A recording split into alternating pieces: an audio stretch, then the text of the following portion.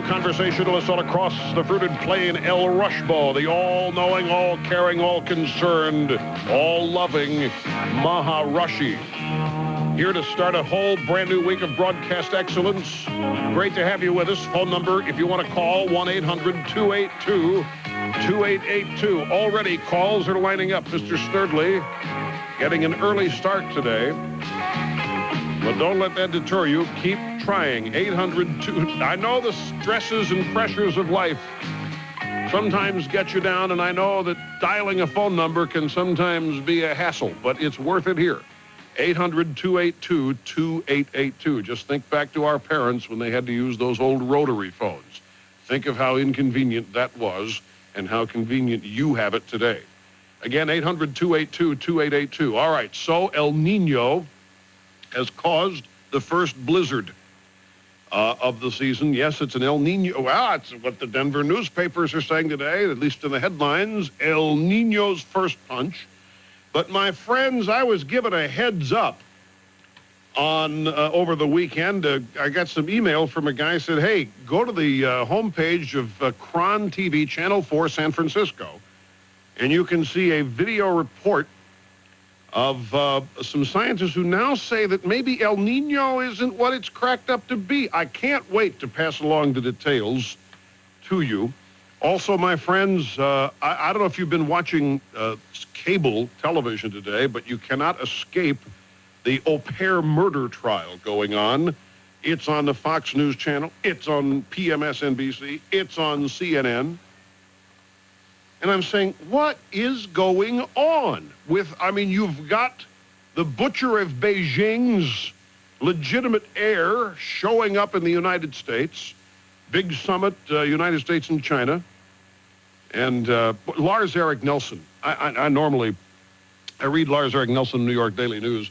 He has just a fascinating approach on Jiang Zemin coming to the, or fascinating take on Jiang Zemin coming to the United States, is when President Clinton stands alongside Chinese President Jiang Zemin next weekend for the inevitable photo ops, a thought should run through his head. Quote, am I charging enough for this?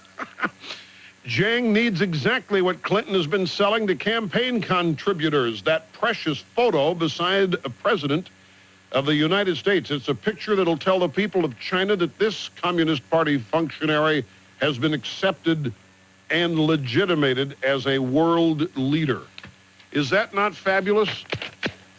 This is Lars Eric Nelson, who is no conservative, thinking that the president ought to first be asking himself, the ultimate campaign contribution here. Of course, everybody's saying, will Clinton be tough on Jiang and ask for the return of Charlie Tree? Don't get your hopes up. At any rate, ladies and gentlemen, this au pair trial, this murder trial is going on. The same cast of characters, too, as in the O.J. trial. There's what's his name? Not Barry Scheck. He's the lawyer in this case, but Michael Bodden, some star witness in the O.J. trial, is testifying at this trial about whether or not a kid was shaken to death by a babysitter. And, of course, what timing for the Clinton White House, because this trial is being used to illustrate the existence of the so-called silent crisis of child care in this country. Man, the national Washington-based child care lobby is seizing on this trial and the unfortunate circumstances. When's the last one of these trials we had, by the way? Anybody? Can somebody tell me? Mr. Sturdley, when was the last murder trial of a babysitter killing a baby? HR, do you know when was the last trial? When was the last case of a babysitter shaking a baby she was babysitting to death? Can you say? Mr. Mamone, can you perhaps tell me when was the last time that we had a trial or even a murder of a babysitter shaking a baby to death? Nobody can remember, my friend. Nobody can remember. Point is, it doesn't happen that much, and yet this trial is being used to illustrate what is representative of a silent crisis. And the proponents will say, of course, Rush, of course nobody can think of it because it's only recently these trials have been on TV. It happens all the time. You just don't hear about it. That's why it's a silent crisis. It's just more manipulation of your emotions occurring, ladies and gentlemen, by the major media marching in lockstep with the latest attempt by Washington to frighten and scare you into letting them take control of more of your lives.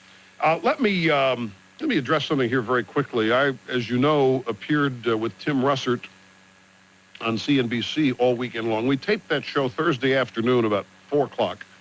It ran Friday night at 8, and it ran 5 times over the weekend. It did not make the 11:30 airing Saturday night, I'm told, because the World Series ran long. And, speaking of that, ladies and gentlemen, congratulations to the Florida Marlins, the winners of the World Series, and, of course, their bus riding manager, Jim Leland. It was late last night. The game went into extra innings, and it ended way beyond most people's bedtime. You may not have heard the president's call to the winning team's clubhouse. We have it for you in case you'd like to hear it. Here it is. Hey, how y'all doing? What an exciting game. I stayed up and watched the whole thing. That last home run, I love the tomahawk chop. And I know that all of Cleveland is cheering right. Marlins. So proud of you, Coach Leland. Great win for the Marlins. I've always been a fan. I followed your games. I can prove it. All my friends are fans, too. And I can't recall ever seeing a better baseball game. And, you know, ever since I was a kid, I wished I was a Marlin. Yeah, that's right. Great game, guys. Do it again next year. Ever since he was a kid, he's wanted to be a Marlin. The Marlins are 5 years old. That's the president on the phone with the victorious Florida Marlins in their locker room last night, the clubhouse at Pro Player Stadium in Miami. Now, as I was, he must have been out of sorts. It must have been a wild bash that they're throwing for Hillary's 50th. But that's another thing. You know, have you guys seen the cover of Time magazine for this week? Well, it's, Mr. Snerdley says he's been spared. It's a cover photo of Hillary. Color photo of Mrs. Clinton. Now, mind you, I have no problem with that. But do you remember Mrs. Clinton early on in this administration was portrayed by the feminists as a woman taking first steps for all women. She was going places that no woman had ever been before. She was a pioneer. She was getting involved in things that no woman previous to her in the White House or out had ever taken on. And I remember, I'll never forget this quote. Mrs. Clinton's, she's at the time, she's probably 45 or 46 years old, and she's out making a speech, and she's suggesting to people that some tragic event occurred in her life. I think it was the death of her father. She said, you know, there are things in life bigger than ourselves. And I slapped the table and I said, you know, and everybody broadcasted around the world as, man, are we fortunate to have this kind of wisdom in our First Lady. And I gagged because my parents learned that when they were 13, when they were 14 and 15. Anybody who had to fight World War II learned very quickly that there were things much bigger than yourself. And most people figure that out before they hit 21. And Mrs. Clinton had just figured it out at age 45 or 46 and was roundly applauded. Well, it's the same thing with this cover story. I don't have it in front of me here, but it's almost as though she's the first woman to ever turn 50. No woman has ever turned 50. It's about her 50th birthday and how she's charting a new course, another pioneer move by Mrs. Clinton. She never, ever, nor has any other woman ever charted the ground in which she is about now to trod. And I'm looking at our old friends at Time magazine again. I guess they're so young over there that to them 50 is the same thing as 150, that nobody's ever done it before. It just blew my mind. I showed it to Marta. I said, does this just not make you sick? And she said, yeah, it does. And the notion that Mrs. Clinton charts ground for all women in America, it just... Anyway, so I was reading today in quest of great material for the broadcast coming up, and I found a letter to the editor in USA Today by Diane Jasper of Kalamazoo, Michigan. Reading this letter, I would almost assume that Diane Jasper is not a soccer mom, that Diane Jasper is probably a regular tuner-inner, the EIB network. Let me read this to you. Because even Gail Sheehy, who wrote Passages in 1975, which is a bunch of psycho-babble mumbo-jumbo, Gail Sheehy called Mrs. Clinton a poster woman in USA Today, I think, for 50-year-old women. You know, she's the poster woman. So Diane Jasper is responding, as a 52-year-old woman, I agree with Gail Sheehy that 50 feels like an optimistic, can-do stage of life, as do my friends, but calling Hillary Rodham Clinton the poster woman for millions of fine, competent women is the height of absurdity. I don't know any other 50-year-old women who are being investigated for possible criminal acts by an independent counsel. Very few, if any, of the 50-year-old women I know live with almost daily public revelations about their husbands' infidelities while pretending that all is well. All of my friends and acquaintances understand the sacrifices and struggles involved in making mortgage payments and caring for their own homes, and no 50-year-old woman I know has been responsible for having an entire White House office staff fired for no reason whatsoever. 50-year-old women are generally wise enough to have carved a niche for themselves that they can be proud of. They're moving away from total dependence on their husbands for protection and power and toward genuine personal accomplishment. They also have less need for outside affirmation. And they've learned above all else that the time has come to be honest with themselves and everyone else. Life's too short to dodge and weave forever. Gail Sheehy declares that a 50-year-old woman should say what she thinks, and I agree wholeheartedly. Sheehy makes as little sense now as she did when I read Passages back in 1975. I think Hillary Rodham Clinton makes a very sorry poster woman for the decent, honest, hard-working, wacky, wonderful sisterhood of the 50s. Signed, Diane Jasper, Kalamazoo, Michigan. It's exactly, we've turned back the clock, and it's 1993 all over again now, and the Clintons have just assumed office, and Mrs. Clinton's and she's going on Oprah tomorrow. She's going on Oprah Tuesday. Don't forget our bet, you guys. You guys remember your positions out there on the Oprah and Hillary bet?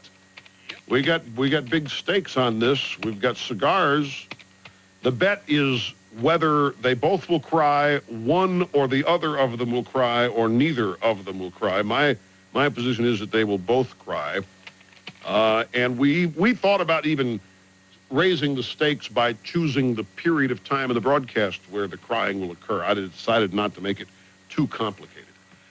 Now, I was starting to talk about the Russert interview, and it seems now that I have to take a break. We're out of time. We'll take that break, and I'll fill you in on what it was I wanted to say right after this. Stay with us. You're listening to the EIB Network.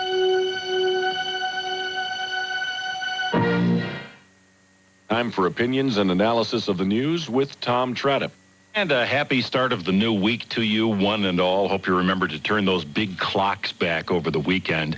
Hey, President Clinton must think that some days, maybe today is one of them, as Samuel Gompers once put it, he should have stood in bed. First, he held another of those photo ops at the White House that he just loves so much. This one calculated to make the president the champion of public school systems throughout the USA. Except that he did it just as headline writers around the nation were screaming about Charles Self, A teacher at Martin Luther King High School in New York City who required his students to read and to ponder the meaning of a so-called poem which deals with a 15-year-old girl and her first sexual experience. New York Governor George Pataki is fuming. The state attorney general, Dennis Vacco, is furious. And New York's mayor, Rudolph Giuliani, is raising Cain over this dopey assignment in the public schools, just as Bill Clinton bellied up to the mic at the White House on Friday. If you believe in the education of all children, if you believe in the potential of the public schools, we have to be impatient and focused and determined and willing not just to settle for isolated successes. Well, yeah, but while you're pounding the podium, you might consider this, Mr. President. In a private school or a parochial school, or with folks who homeschool their children, the homework assignments don't usually include pornographic poems. Then there's the president's lawyer, Robert Bennett. This guy tried and failed to get Mr. Clinton out of a sexual harassment lawsuit filed by Paula Jones. Now, failing that, he's been barnstorming the country, claiming Paula Jones wants a circus atmosphere that will harm Bill Clinton. Friday, he upped the ante, suggesting Paula Jones wants a nasty trial. I honestly think that the plaintiff and those really controlling her, like Ms. McMillan, have basically decided that the best possible marketing plan for books or movies would be a circus trial. So that appears to be where they're headed. Well, here's a hint for Robert Bennett. You know, Bob, you can whine all you want about circus atmospheres and nasty intentions, but your guy is still headed to court, and you are stepping dangerously close to sounding desperate. You might want to back off a bit, smart guy. Finally, there's this item that crossed my desk. It was well past midnight not too long ago, around 2:30 in the morning, when a man stumbled up to the entrance gate at the White House. A uniformed Secret Service agent who does not want to be identified confronted the man and asked him where he was going. "I need to get into the White House," tried the man, who, in the officer's words, appeared disheveled and was under the weather. "Yeah, sure you do, Mac. Get out of here," the officer told him. The man then pulled out a White House badge. It was Roger Clinton, the president's brother. So the gates were opened. Like I say, this may be one of those days, Mr. President, you wish you'd stood in bed. And for Daybreak USA, I'm Tom Tradup.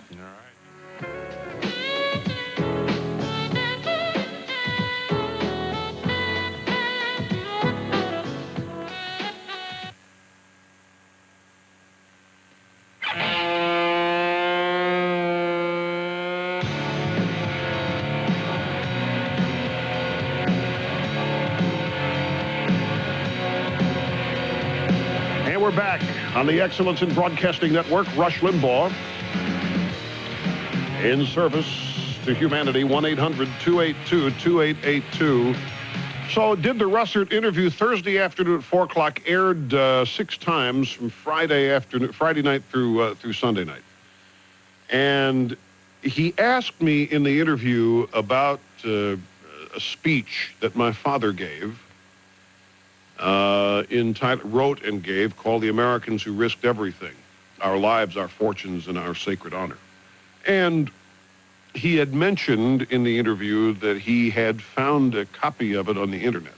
So I have been deluged with email from people all weekend long wanting to know the website that this speech is available. I have to tell you that if it's up on the internet, it's been pirated up there, and I have no idea where it is. We have not put it up. We don't have a website, and we haven't put it up there. We have used it as it first appeared about 15 months ago as an included insert in one of our summer issues of the Limbaugh letter, the newsletter. And it's, and that newsletter takes up 3 pages, 4 actually.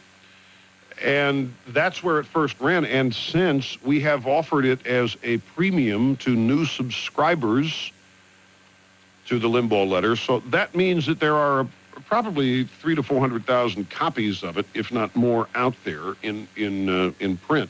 But it's not on the internet. I'm not sure. I didn't query Tim either during the program or after where on the internet he found it. It just zoomed right past me that he had seen it on the internet. And it was only when I got the mail that I got to thinking about it. But I assure you, my friends, if it's up there, it's not up there legally. We don't know where it is, where to tell you to go get it. But what it is just a powerful history of the people who signed the Declaration of Independence and what they risked and what they lost in preserving the union that they all made, the commitment they all made to one another to create this nation. Now, the signer whose story I mentioned and referenced on the Russert show was a man from New Jersey. And I want to read to you from the actual speech. I paraphrased it because of the constraints of time. But here it is from the actual speech that my father wrote and gave. Finally, there is the New Jersey signer, Abraham Clark. He gave 2 sons to the officer corps in the Revolutionary Army. They were captured and sent to that infamous prison hulk afloat in New York Harbor known as the Hell Ship Jersey, where 11,000 American captives were to die. The younger Clarks were treated with a special brutality because of their father. One was put in solitary and given no food. With the end almost in sight, with the war almost won, no one could have blamed Abraham Clark for acceding to the British request when they offered him his sons' lives if he would recant and come out for the king and Parliament. The utter despair in this man's heart, the anguish in his very soul must reach out to each one of us down through 200 years with his answer: no. He sacrificed his kids for the United States of America. He sacrificed his 2 sons in order to keep his commitment to his fellow signers who had pledged mutually their lives, their fortunes, and their sacred honor. And it was because of, and there are many, many other stories similar to this that make up this speech, who these men were, what they risked. You realize most of these people were wealthy? Most of the signers, not all, but most of the signers of the Declaration of Independence were abundantly wealthy, men of property. They had everything to lose by doing what they did. They had practically, in terms of personal considerations, nothing to gain by doing what they did. And of course, it wasn't personal.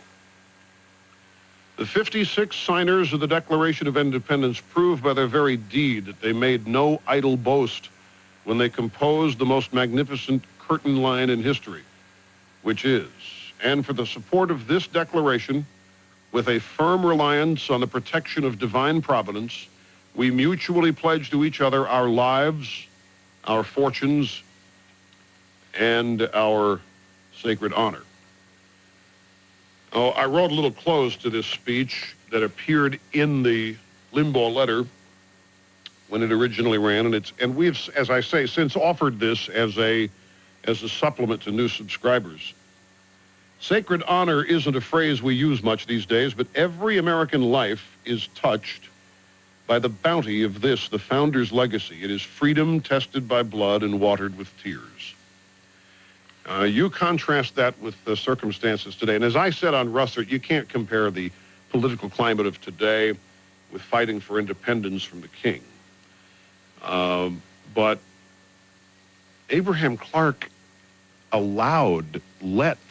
stood by while his 2 boys died.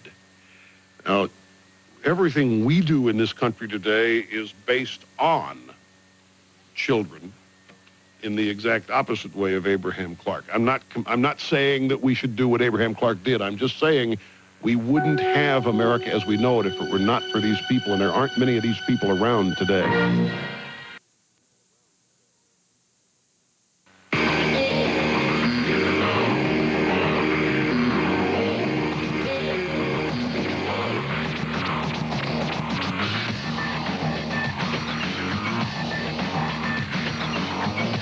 so funny? You laughing at my suffering in there? Okay, good. Well, I'm just checking. I don't see anything funny.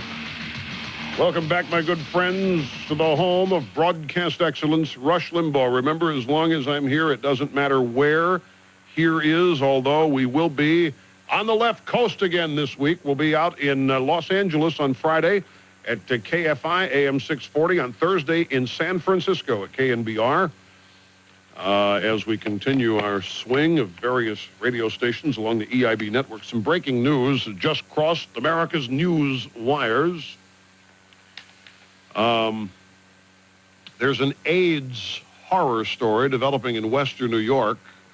In Chautauqua County, officials say 11 young people contracted the AIDS virus through sex with an infected man who provided them with drugs in exchange for sex. They say as many as 100 people, including many teenagers, may have been exposed to the HIV virus through direct and secondary contact. Is this a crisis? Ladies and gentlemen, if so, what would we call it? We have a cell call from Toledo, Ohio. Casey, hi, you're up first on the EIB network. Welcome. Hi, Rush. How are you? Fine. Thanks for the call. Good. I just listened to your commentary about your dad's speech that he wrote years ago, and I want to let you know that I teach American government and American history, and I used that last year in my class. I bought the Limbaugh letter for my dad for Christmas, and he passed it on to me and said, use this when you teach about the Declaration of Independence, and I want you to know it worked. And when I actually read it for the first time, I didn't know all of those people. I didn't know about the tragedy that all of those people had, encountered, and it made a definite impact on me, and I passed it on along to my students, and it did impact them as well. And in fact, I had one kid come back to me and say, I need that letter that you gave us, or that speech that you gave us, because I'm going to do a speech on it in speech class, and he did very well on his speech. How old are these students? My kids are juniors and seniors. In high school? Yes. Whoa, you're doing the Lord's work. Yes, I am. And I don't think the Declaration of Independence is taught much in school, not everywhere anyway. No, in fact, it's not taught like that, actually. And I want you to know that I'm a 27-year-old female, conservative female, who's out spreading the word. Well, and are you taking your guidance from Mrs. Clinton as you go through life? Mrs. Clinton has no impact on my life. There you have it, ladies and gentlemen. So you're Gen Xer, aren't you? I don't consider myself Generation X, no. All right. Well, but I know I'm part of that age group, but I consider that an insult, actually. Well, you should. No.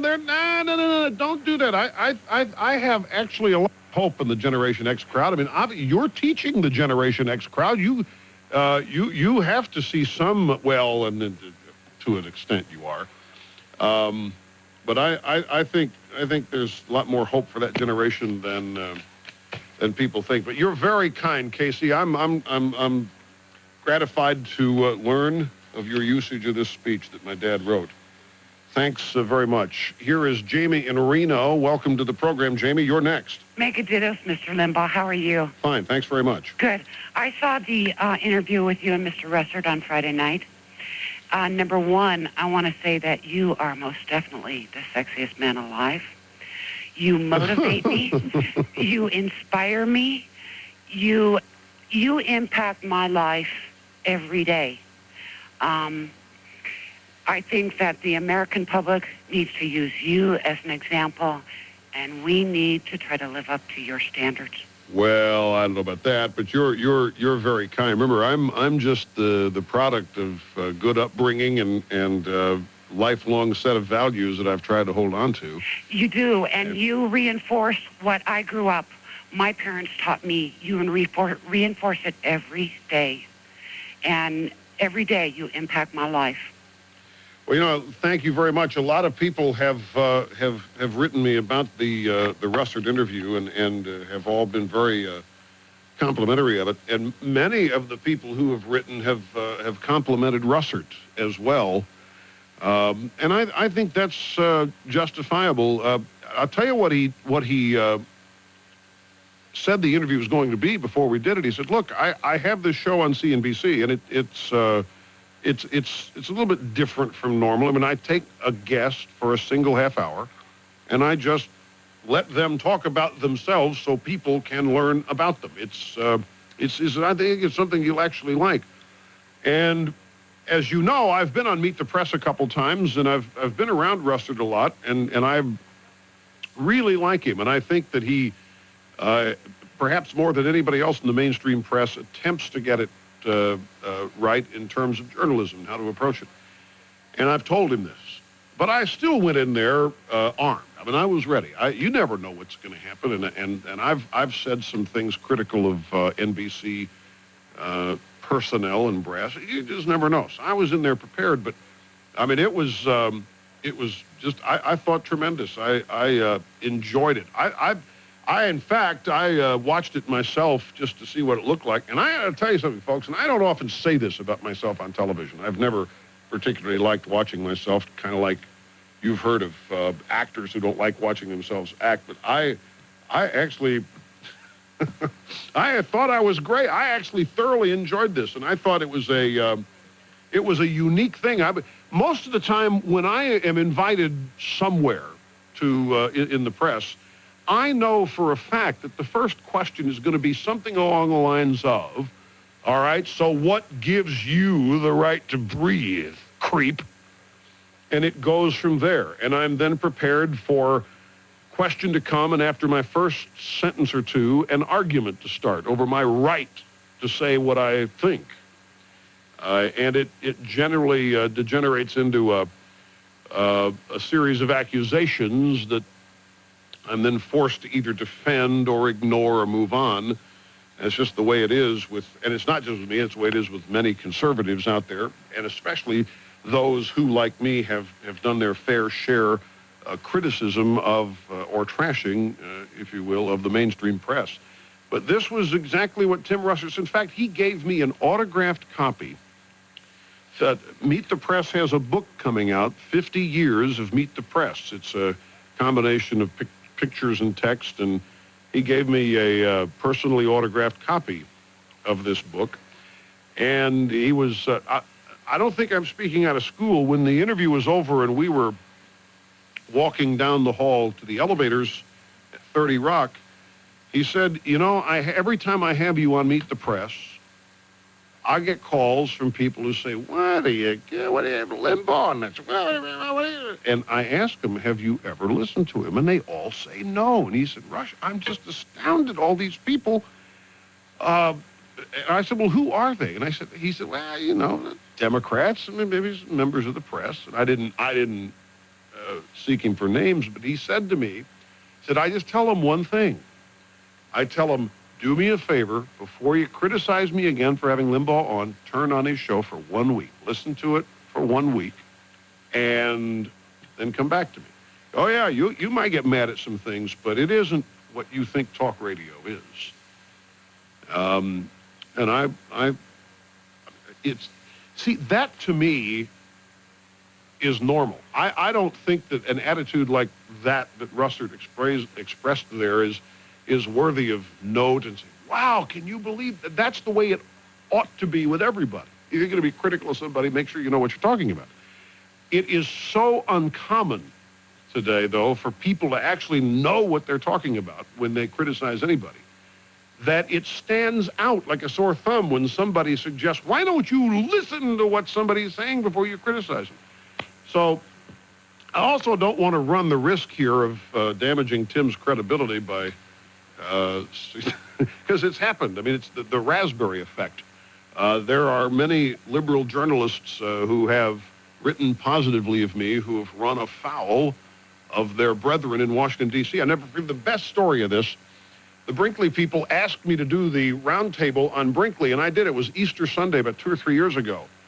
And it was tame, folks. I mean, it was tame. In fact, the things I said on that program were repeated by Sam and Cokie 3 weeks later about the status of the Democratic Party. The next day, CNN's all-girl talk show, that thing at 11:30 in the morning, they imported Judy Woodruff to host a special edition, and the whole show was devoted to what's wrong with ABC. Can you believe they had, and roll the eyes, Rush Limbaugh And so anybody who doesn't treat me as a pariah has their credibility questioned by their colleagues in this business. But I can report to you, and I think we all know this. I was on with Tim Russert on CNBC, and the planet is still here, orbiting on its axis, the same distance from the sun as it was Thursday before the interview aired. There have been no great tragedies or calamities. Liberals are still alive as they were on Thursday.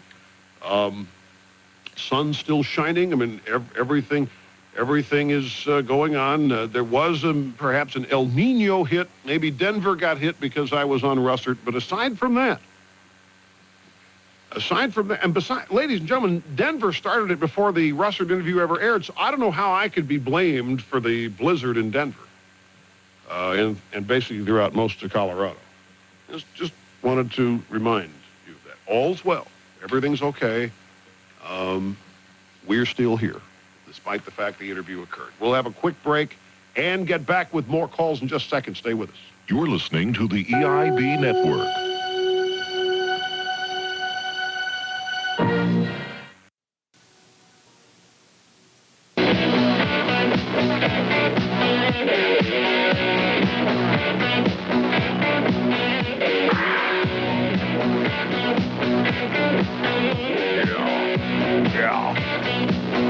On the cutting edge of societal evolution, Rush Limbaugh with a special welcome to the official rabbi of the EIB network, Nate Siegel, on a lonely road between Green Bay and Chicago. He just called the office on a cell phone just to say hello.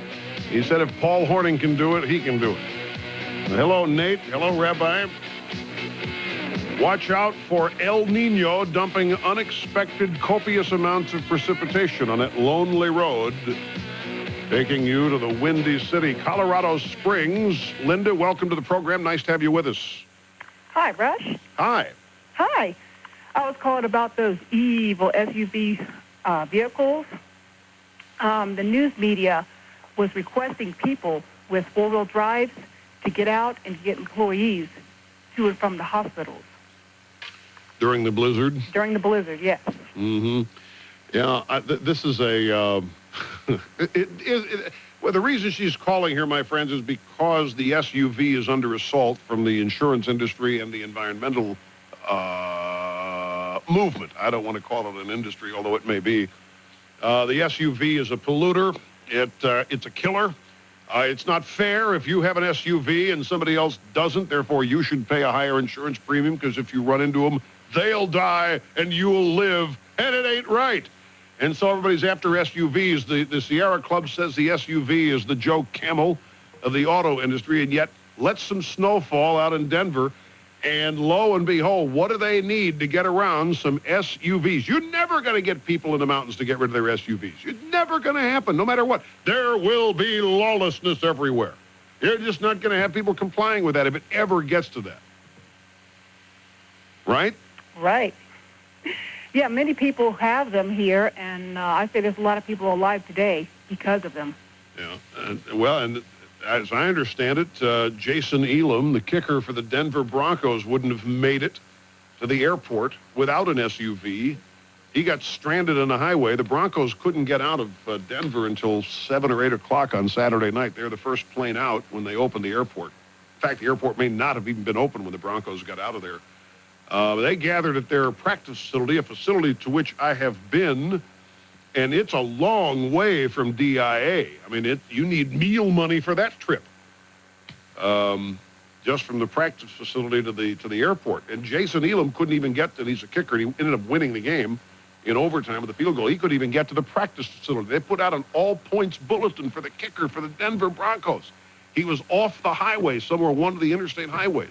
And 200 calls and people showed up and found a way to get him to the team buses, which were on the way to the airport. And it all was made possible because of SUVs. Thanks, Linda. Pontiac, Michigan. John, you're next on the EIB network. Hello.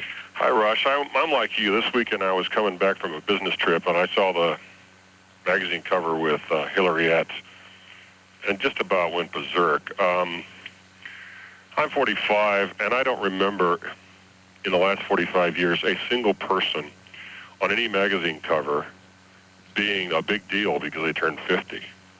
Like, who cares? She turned 50. A lot of people have turned 50.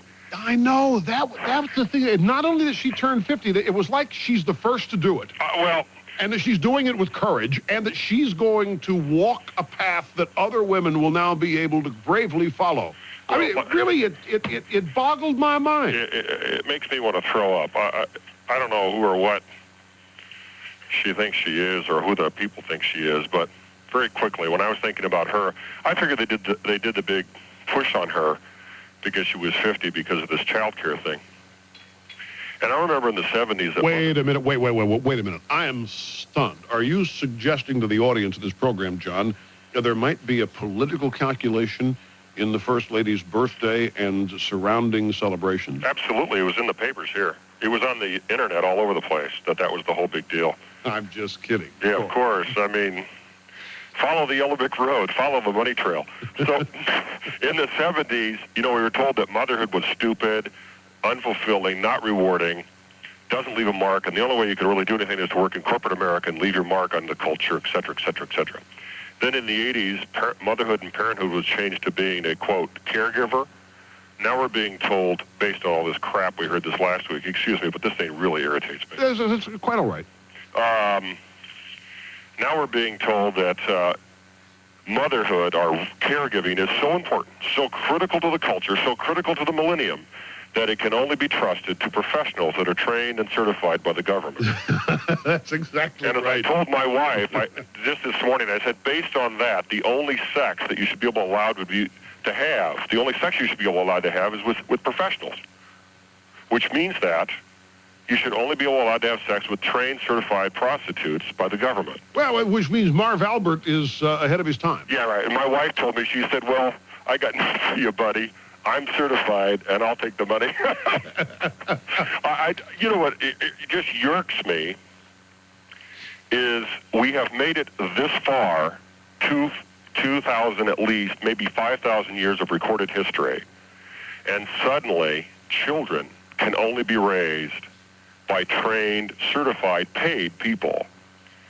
And it just irritates the daylights out of me. I mean, in our home, my wife is the homemaker and takes care of all that, and I take care of all the stuff and raise all the money and do all that nonsense. And there's no doubt in my mind or in her mind that what she does is the more important task. All I do is go out and earn money. But this concept that if it was really worth something, you should get paid to do it, really yerks me. And it's nothing more. I mean, I've been reading the Dilbert principle in the last month. A friend of mine gave me the book. And I look at it and I think, as I told my daughter, I said, pay attention because it always boils down to money. The caregivers, it's their profession. So now they're trying to convince us that only the professionals can raise children. Everything with liberals always boils down to money, and what you have just said is right on the money. I have this observation for you to just buttress what you said, but in determining which role of your wife's and yours is the most important in your mind, the more important. The human being is the only mammal that gives birth to its offspring in a state the offspring is totally helpless for as long as the offspring is helpless. I mean, a little colt can walk the moment it's born, and in days it's able to handle itself. Same thing with most other mammals, dogs, cats, 6 weeks, whoopee-doo. After that, the mother even forgets. With humans, it's entirely the opposite. Human offspring isn't capable of taking care of itself for years, and in some parents' minds, forever. So what does that mean? Well, it means that if the mother and father don't raise that child and teach it various things and instruct it, then it's worthless. Nowhere else does this happen. And you could arguably say that the most important role adults have is child rearing in this country. You don't want to turn that over to the government. We'll be back in a moment. You're listening to the EIB Network.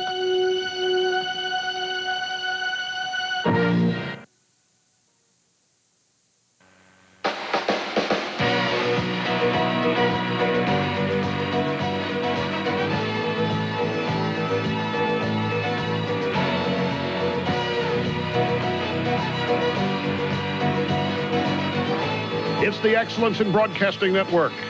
El Rushbo. 1-800-282-2882. All right, not enough time for a call in remaining moments of the hour, so we'll shelve that and move on with our analysis of other news items and our reportage of other news events coming up in the next couple of hours with some surprising news. El Nino may be El Neutered-O in mere weeks. I'll have details in mere minutes-o.